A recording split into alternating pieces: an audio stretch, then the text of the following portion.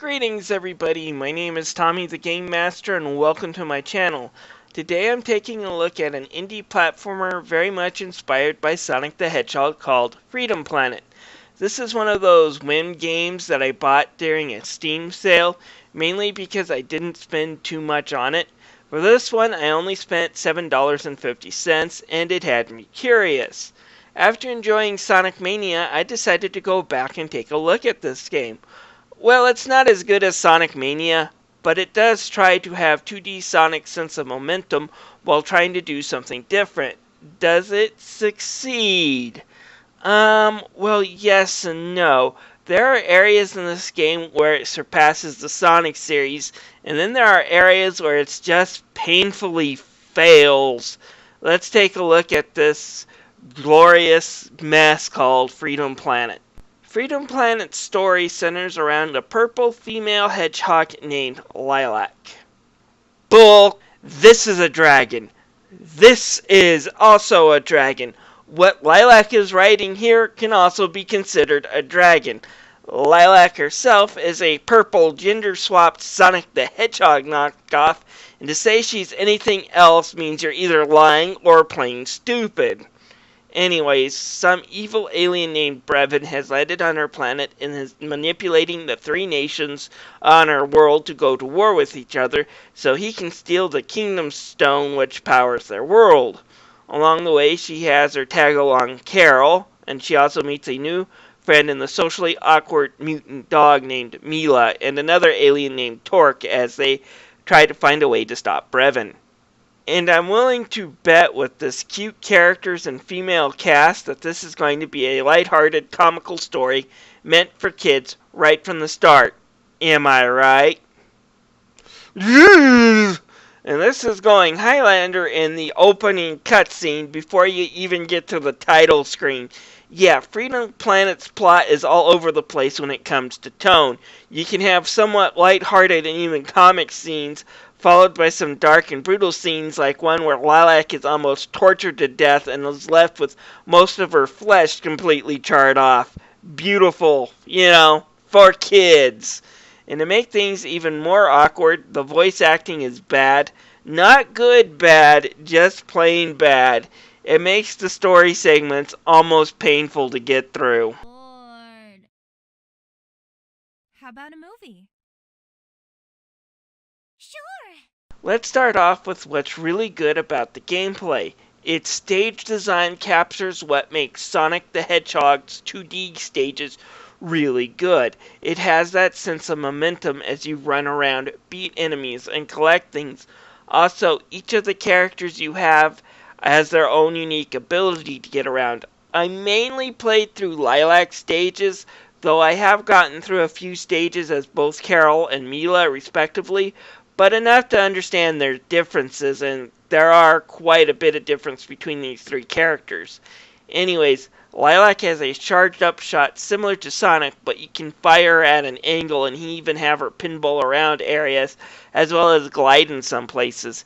Carol has a motorbike that increases her speed, and Mila can create blocks and shields that launch short-range energy attacks, and she is by far the hardest one to get through the game with because her shield and energy shot is completely different between the way Mila and Lilac play, and it's just very short range. The stage design allows these three characters to use their moveset and use them wisely to get around the stages. My only complaint about the stages is they are a bit long, especially towards the end of the game, and they do wear out their welcome. You could say Sonic the Hedgehog has similar problems, but nowhere near this game.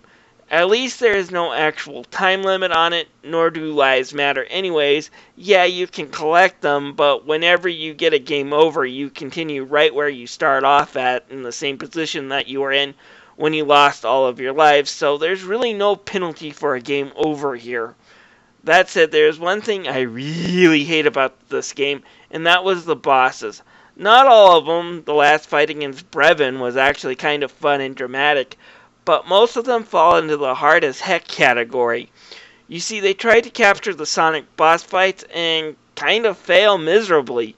You see, in Sonic the Hedgehog boss fights, you get rings, so if you get hit, you just have to run around and make sure you at least collect one ring. This means you can make mistakes easily but recover, provided you can get that one ring.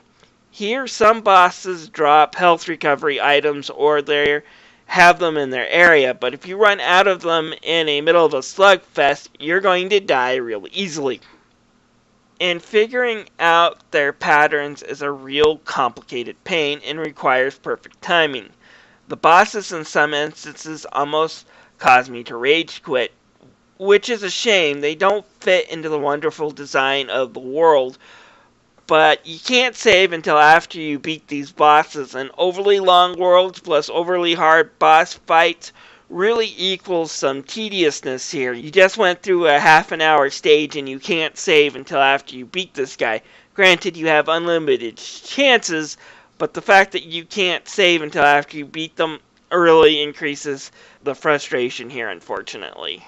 The graphics in this game are pretty good. The 2D action is smooth and the characters are animated really well and their design is really great. They're not Sonic the Hedgehog, they're something else, but they still look in that vein of character art as Sonic.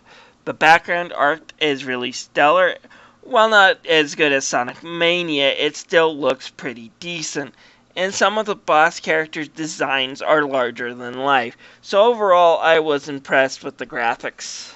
The music in this game is pretty average if you ask me. I don't really remember any of it after finishing the game. And as I said before, the voice acting is pretty lame.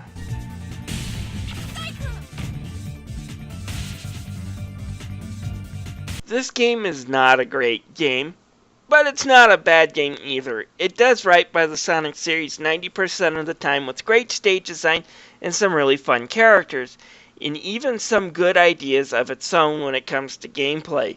That said, the story is just plain bad, and boss fights really suck, causing the game to feel a bit tedious sometimes. If you can get it for $10 or less, it might be worth a pickup, but only after you have played through Sonic Mania. Anyways, while I was editing this video, being bored, I decided to go on the Steam forum and shoot off my mouth about Lilac's character design, obviously being based off of a Sonic character and not a dragon. Got an interesting comment from the developers. For the most part, they seem like they're reasonable people, and it's nice to see that they're actually communicating with people on the Steam boards despite the age of this game. Usually most developers have gone off somewhere else. Here they seem to be talking to people, seem to be supporting their game, and talking about the sequel, which is what they suggested I look at, as they have changed Lilac's design in the sequel, just judging from the promotional stuff they put out on YouTube. Lilac's design in the future and the next game in the series will be more of an eastern water dragon, and it does look like that. She's a lot taller, she's a lot slender looking, a little bit more Asian looking when it comes to the facial feature. Gave her an Asian garb to even really put into the fact that, yeah, she is meant to be an Asian dragon. And I like the redesigns, and I like the fact that what they're doing to improve the characters just from the trailer footage and promotional stuff that I saw. I am interested in checking out the sequel as of right now. We'll just have to see what happens when it gets here. As I said before, if you can get this game for the right price, it's worth checking out. It's got some really great ideas on how Sonic the Hedgehog should be. It's just got some problems that keep me from singing its praises. Anyways, this is Tommy the Game Master, thanking you for listening to this video. If you would love, I would love to have you make a comment on this video and love to hear your opinion on this game. I'll see you guys later.